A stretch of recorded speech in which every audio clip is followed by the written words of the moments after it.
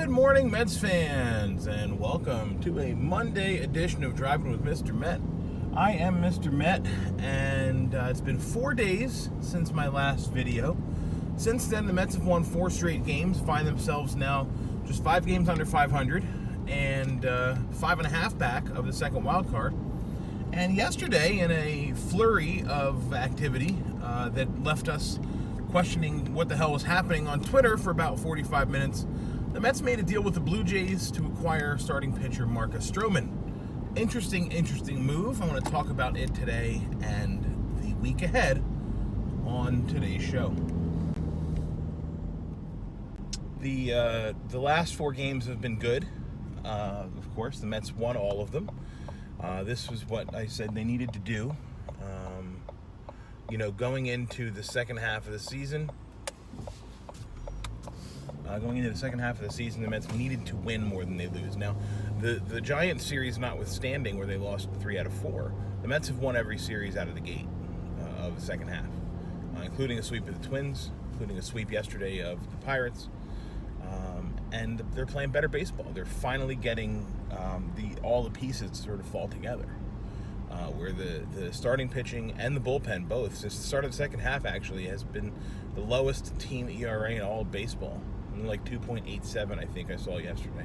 Although yesterday afternoon's efforts by Tyler Batchelor and Edwin Diaz might change that a tiny bit because of the several earned runs that they allowed in the top of the 9th inning yesterday. But regardless, the Mets pitching has been much better. It is the offense that's scuffling a little bit right now, but not enough to make me really worried. I'm wearing the Conforto shirt today, and man, Conforto has been really solid out of the number 2 hole in the lineup. I really don't want to see him jerked around and moved anyplace else. I want to see Conforto stay as a 2-hitter for the rest of the season, and thrive there, because he's done nothing but thrive in the 2 hole this season. 2 more home runs this past weekend. 30 home run season is not out of the question right now for Conforto, so that's awesome. And that's great for him.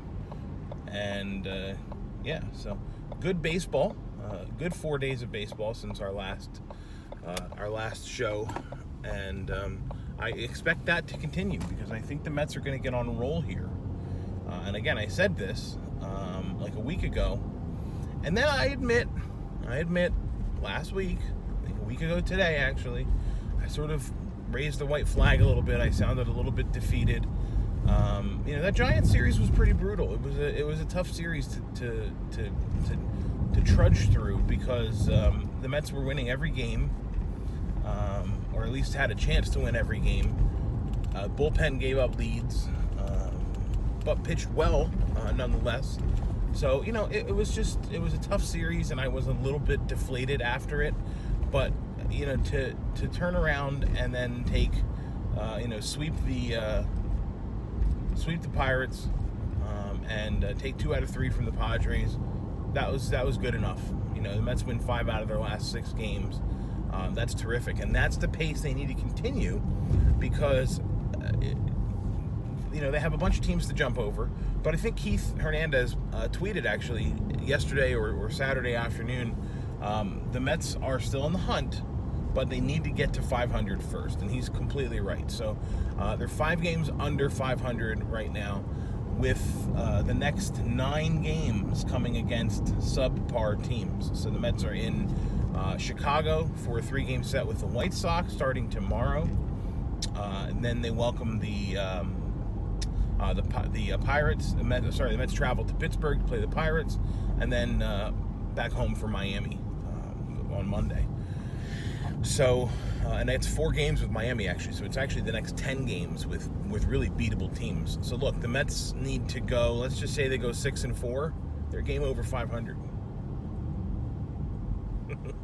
So things are going to get interesting soon.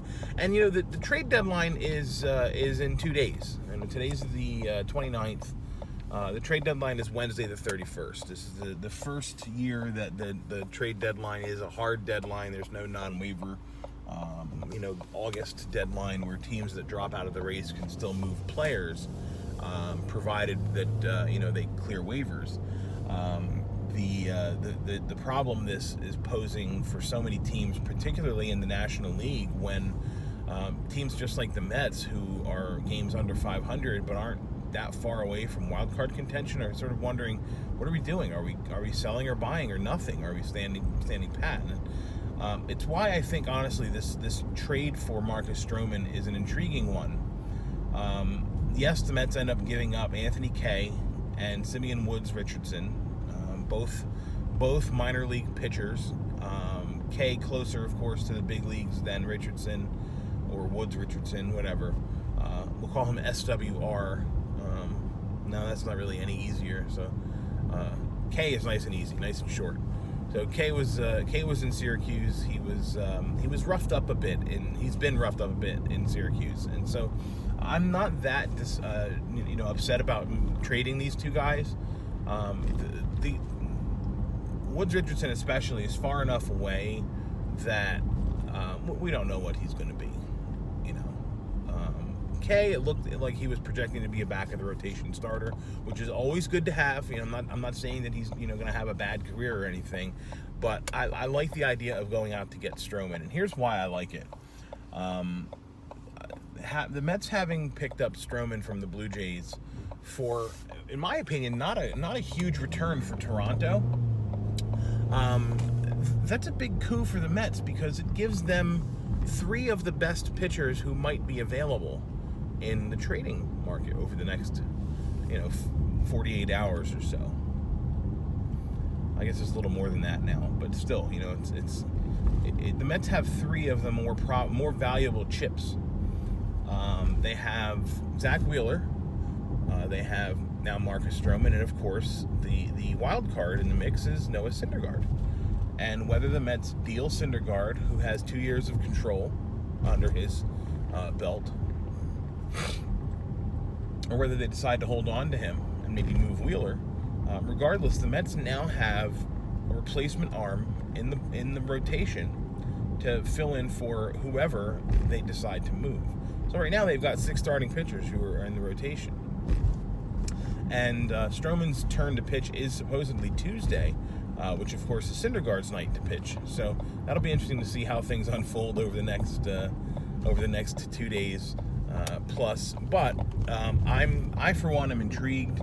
I for one am looking forward to what happens next, and whether the Mets are buying or selling or nothing else. I don't know what they're going to do, and it's fun. It's kind of fun not knowing what direction the team is going to go in at this point.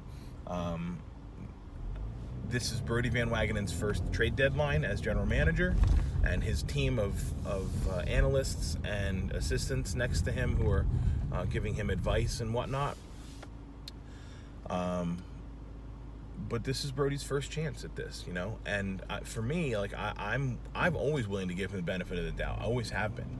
I know a lot of people aren't. A lot of people are very, very impatient with needing immediate returns. I'm not like that. I'm willing to let things sort of simmer and see what happens. I'm looking forward to seeing what happens with this one. We can say whatever we want about the results of the Cano Diaz trade and the Keon Broxton trade and several others as well. But do we not say anything positive about J.D. Davis, who, by the way, is now batting .301? We can't say anything positive about that. If Brodie's able to swing some kind of ridiculous deal here, and trade off a piece trade off from depth or from an excess with starting pitching right now, and trade it off for some pieces that can help fill in some major holes, like perhaps a center fielder, wouldn't that be worth applauding? So I'm just looking forward to seeing that, whatever it might be, and again, giving Brodie the chance to succeed here. It's like I've said about judging anything this early. I mean, yes, the season is more than halfway over, but you don't watch a movie to the 3/4 point and then turn it off and say this movie sucks. You don't read a book until you're about 3/4 of the way done with it, close it and say this book is terrible. can't do that about baseball season either. We can't do that about a trade either. We have to let these things sort of mature and age all the way out, and then you can judge them, really judge them. So I'll be back more than likely tomorrow, because I suspect there's going to be a lot to talk about over these next few days. There won't be a game to discuss, so maybe it'll be a shorter show tomorrow, but regardless, I'll probably be back, unless, of course, nothing happens, which would really be surprising. At the very least, I know that the Mets beat writers on Twitter will just be going crazy with speculation and ideas and wild theories, so we can at least talk about those tomorrow. So until then, thank you for watching. I appreciate it. You can follow me on Twitter at Mr_Met. And as always, let's go Mets.